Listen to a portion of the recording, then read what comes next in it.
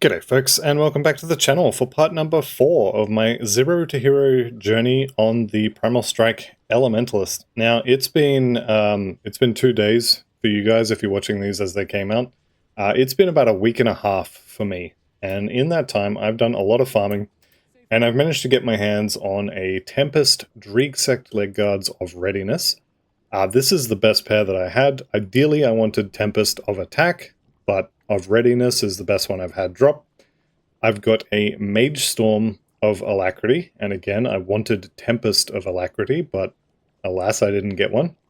And I've also got a Tempest of Readiness. Again, I wanted Tempest of Alacrity, but didn't get it, so here we are. So I managed to get those, and while I was farming these, because I didn't really do totems, I know I went over totems in the last episode, but I didn't really do them. I pretty much just did the Dreegsect legs, then I did the Celestial Sect legs, then I killed Gollus, and then I reset it. And that's pretty much the loop that I've been doing for the last week and a half with this character. I couldn't tell you how many hours it's been, but I'll kind of show you so you get a rough idea. I have got the Altus Cuirass, or Cuirass, however you want to say that. So I got that, and I got Korvaak's Brand. These were just lucky drops from, I don't even remember where they dropped from. I'm pretty sure this one came from the Guardian of Celestial, but they dropped while I was farming these. Now, I said I would just show you how much farming I've been doing, and yeah, it doesn't look too good, does it? Let's try these ones instead. Yeah, I've done a little bit of farming here. I've collected most of these. This is where the 2 rings that I'm actually going to use came out. This is 50 Gollus runs, and I sold a lot of these before I started keeping them, actually, so I say a lot. Let's say I did about 70, maybe 80 runs. There's no way I did 100, but there's a few extras in there as well, and that's empty. So, of all of these are the ones that have, well, I guess that's going to be attack speed for pets. Let's go ahead and do of attack. I got 1 pair of attack. Why are they all... Oh, attack damage converted to health. Yeah, okay. 1 pair of Dreeg, and that's it. Of attack, which is the offensive ability. That's the one I wanted. And then of Tempest, 0 plus 1. And this is Celestial, so that doesn't count. So, of the Dreegsect legs, I got exactly 1 pair of Tempest, and it happened to come with Readiness, which is kind of... I'll take it. I've been doing this for a week and a half. Just give me something close, and I'll be happy. So that's why I'm settling on these. And then if we go back here, for the rings, I've actually got... why is that saying Tempest? Kalidor's Tempest, yeah. I got Tempest of Mending, which would be kind of okay. It's not amazing, but it's alright. I got Tempest of Potency, which again would be kind of okay, not amazing. And then this one here is Tempest of Spines. So actually I got a lot of Tempest rings, because when you compare it to, for example, Mage Storm, I only got 1 of those, and it's... Wait, where to go? Oh, I spelled it wrong, that's why. I still only got the 1. No, I didn't. There we go. I've got 2 Mage... Oh, Mage Storm of Alacrity. How did I miss that? Okay, let's just... I've got 2 of those? Oh, that's why, because I want the Tempest. So, Tempest is better than Mage Storm because of the percentage offensive ability. So, yeah, I probably went with this one for the better damage. But, yeah, ideally I want Tempest. Anyway, that one would have been okay as well. How did I get 2 of those?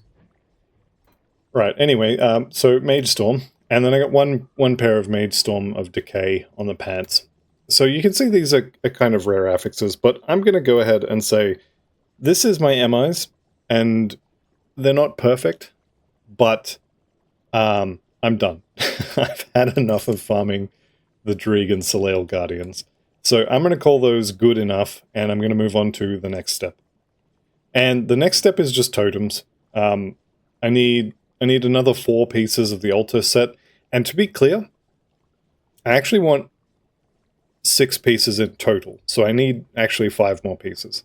Because what I want to do is I want one of each piece, and then I want a spare piece that I can use the transmute feature to re-roll and get better affixes. So you can do that with set items. You can't do it with, for example, Korvaak's brand. Now, I'm not sure. I haven't checked the affixes. This one's probably pretty average. I imagine that the rolls on this are going to be something like 90 to 130 on all those percentages. But I haven't checked, so I'm not sure exactly if this is above average, below average. But this is the one I have, so I kind of just have to go with it, unless I get another one, and then I get to choose.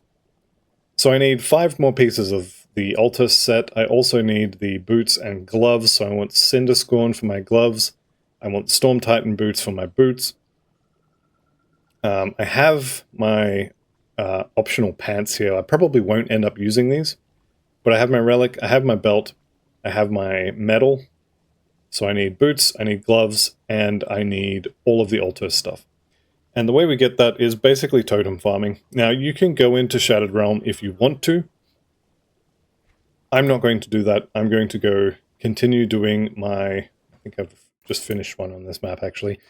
I'm going to continue doing my Gloomwald and... what is it called? I want to say Chaos Bastion, but that's wrong. Bloodgrove. My Bloodgrove runs. I'm going to keep doing those until I have probably 5 to start with. 5 pieces of Altus, and I need the Cinderscorn gloves and the boots. But once I have the set, I can start looking at transmuting other pieces. So I don't care if I have 6 chests. I can fix that. But I need 6 pieces. So the plan is now we go into the Gloomwald, and I'm just going to do one of these runs. And I know I talked you through it in the last episode, so if you want to skip this one, that's fine. The gist of this entire episode is just go do totems, go kill Nemesis as well. Having Chupacabra in this section is really good because I know I can kill him quite easily. And he has a Nemesis chest, which I don't think it's guaranteed to give you a purple, but it certainly seems like it's very likely. So I do want to run into Chupacabra. I could also consider doing some other areas that make it more likely to get another Nemesis. So for example, if I'm running through the Bloodgrove and I'm just killing cultists, I need to be killing the demons actually in the totems, but I'm going to be killing the demons in the totems anyway, so I'll be getting negative reputation with the Chthonians. And then I think it's Gravathul will spawn in the Bloodgrove, so I can go looking for him. Now, he's probably a bad option because he has a lot of spawn locations, and most of them are hidden in Chthonic plains way out of the way, and quite hard to find him. But a second one, like maybe I want to go kill a lot of Crunley's goons, because the Crunley Nemesis has much fewer places that it can spawn. But generally speaking, you just want to do, or at least I want to do, the Bloodgrove and out here. And that usually means that I'm only really fighting Chupacabra when it comes to Nemesis, because I'm not going into Crunley's lair to have a chance, maybe, of seeing Iron Maiden.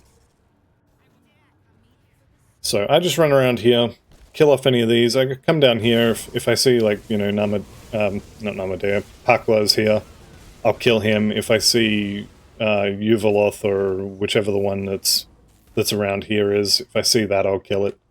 But I'm looking for Kuba, I'm doing the totems in here, and I'm getting the treasure troves as well. So hopefully Kuba's going to be right here, and I can kind of show... Maybe easy isn't not the right word, but he does die pretty straightforward. Just stand there and kill him, more or less. Okay, and I'm getting a lot of blues from totems since 1.2, and much fewer legendaries. So that's kind of why I like running into Kuba, because you kind of guaranteed another legendary. I do think they nerfed totems in 1.2. You get a lot more blues, like a lot more blues, but not so many purples. That's alright, if you do enough of them, you'll get it to drop, and I can't stand Shattered Realm, so I don't want to do Shattered Realm. The other thing you could do is go and do Skeleton Key Dungeons. If you want to do Skeleton Key Dungeons, the Steps of Torment is the easier one. After Steps of Torment, it's probably Bastion of Chaos. And then I would say Ancient Grove, except Gargle Balls. So probably Steps of Torment, Bastion of Chaos. I probably would still say Ancient Grove, but Gargle Ball is painful. So maybe be careful of Gargle Ball. And then I would say Port Valbury after that, and the not the Canyon of the Magi. What is this place called? The Tomb of the Heretic is probably the harder one. Morganeth is probably the hardest boss in the campaign. I would put Morganeth as harder than most of the campaign bosses, probably all of them actually. So yeah, I think I'm happy saying that Morganeth is the hardest non-Shattered Realm or Crucible boss in the game. But it's probably going to depend on what kind of build you have as well, though. So, grain of salt and all that, but it is a hard boss. So yeah, the next stage of getting your character finished is to just get all the legendaries together. Now, it took me a week and a half of farming the greens, but that was probably only about 7 or 8 hours, let's be honest. You know, I've got other stuff to do. I can't just sit and play games for 8 hours a day. It's not like I've put in 56 hours worth of gaming time in that time. It's maybe half an hour to an hour a day. And I've got decent enough greens. So if that's something you're willing to do, then you can get those greens probably quicker if you're able to put in more hours, but or even if you're luckier. You know, those pants could have dropped the first time I killed them as well. They didn't, but they could have. So yeah, get your purples together, and then we'll go into the last stage. But the last stage is basically just, okay, I've got all the items. I've used up all of my transmuting stuff, getting better versions of the items, and that's kind of it. Now it's time to do the respec. So here's my treasure trove. I'll show you one more thing that you may want to start doing. Now this part is going to depend on how good your build is. Now this build is relatively strong, okay? And I'm still a little bit hesitant to do this. I did just notice a blueprint on the floor there. I didn't have time to read what it is, so guess who's going back to Bloodgrove? Not this guy. This guy's going back to the village of Darkvale. Okay. So in Twin Falls, hopefully it's in Twin Falls. I don't really want to run all over the world to try and find it. But over here, we have Celestial Totems.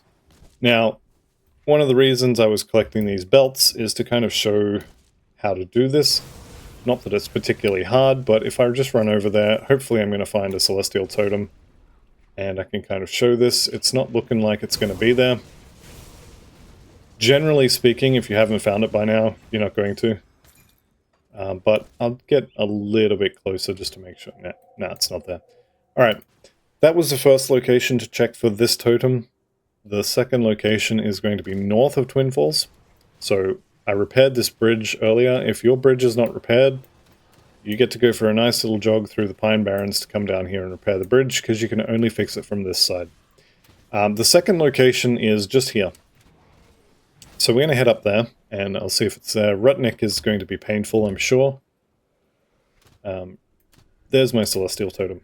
Okay, if you are playing hardcore, if you are not confident in your build, do not click these totems. These are extremely dangerous totems.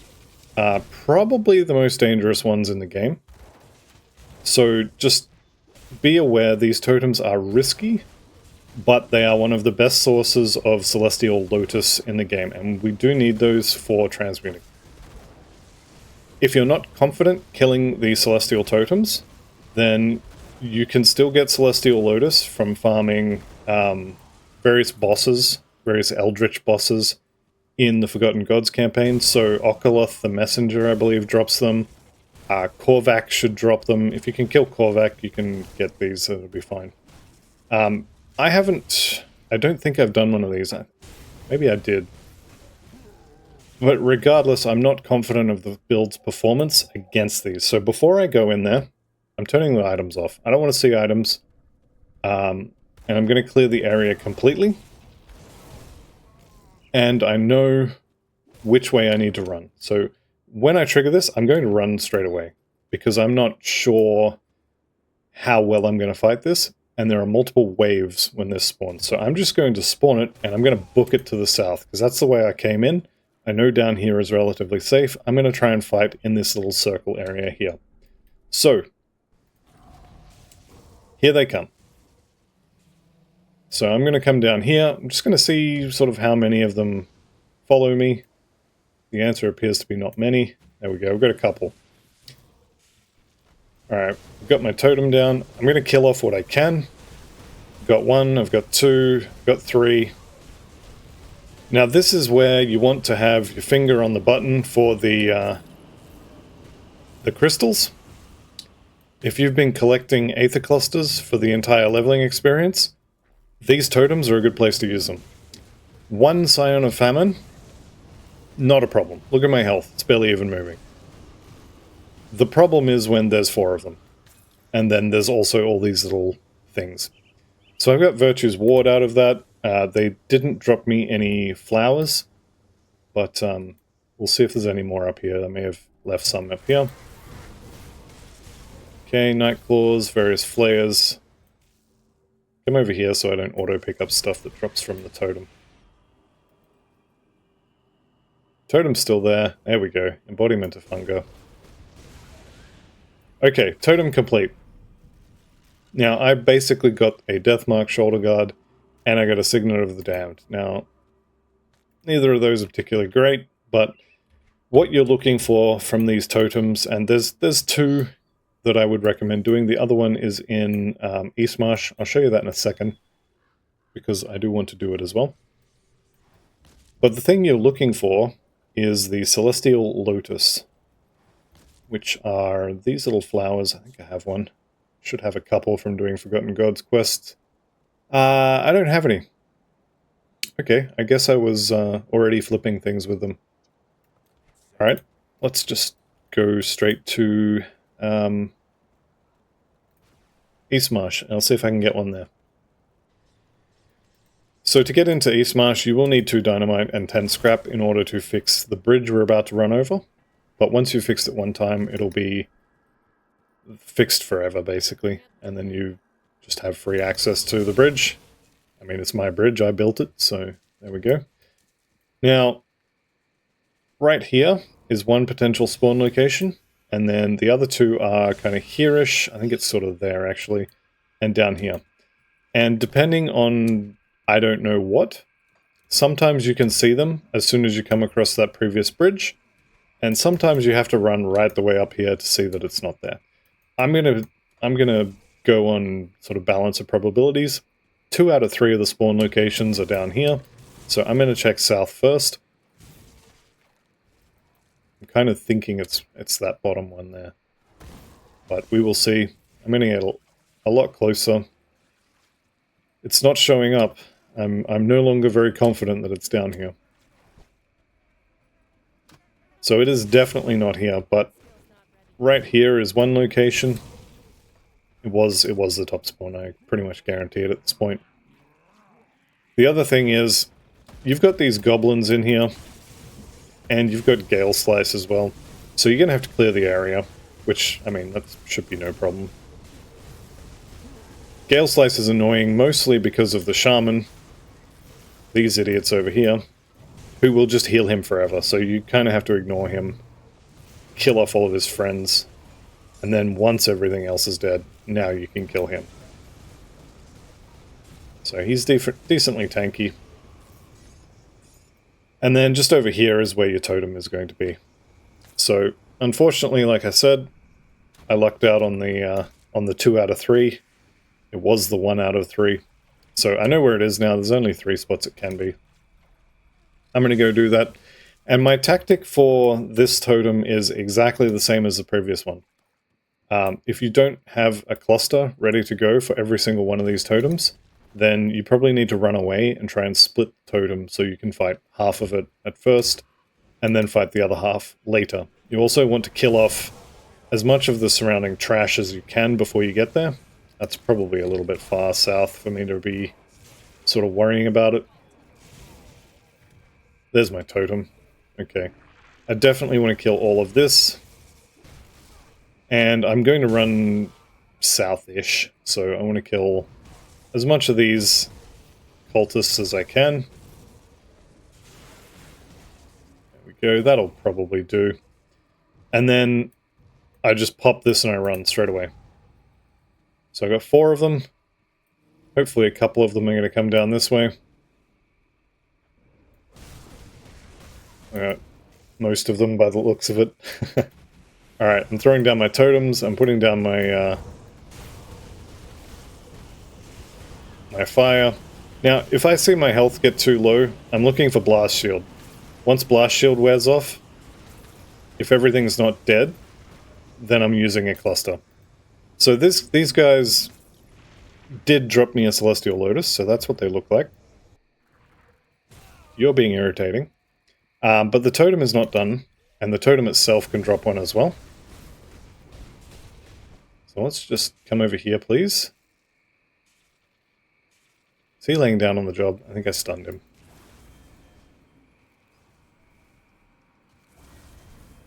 Okay, Embodiment of Famine. Down he goes. That should be the totem. All I got was Soul Bearer, so again, no other Celestial Lotus, but I've got one, so I can show you why I've been collecting all of those belts. Now, belts and rings that are sets are the ones you want to collect, because you can come in here to transmute, assuming you've done the Forgotten Gods quest line to do it, and then transmute a set piece into a part of another random set of a comparable level, and then it only works with set pieces, so if I chuck this one in, this isn't part of a set, it won't let me put it in. So let's go, you know what, we'll take the Stone Guard Girdle. Cost you 150,000 bits, and 1 Celestial Lotus, as well as some other stuff. And I've got the Chill Whisper Crown, which is not what I wanted. But this is another way to sort of progress your build. If you happen to have a couple of pieces of Altos, maybe you got the weapon drop early, you can swap some of the gear in as you get it, assuming it doesn't wreck your resistances. And as you get stronger, you can start working in the Celestial Totems.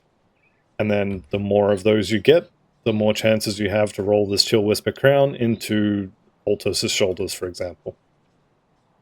So that's the next step. Go do a bunch of totems, basically. And I think the next episode will be the last episode, and that's going to be where I basically put the rest of the build together. So that'll be it for this episode. Thank you all very much for watching. I'll see you in the next one, and goodbye for now.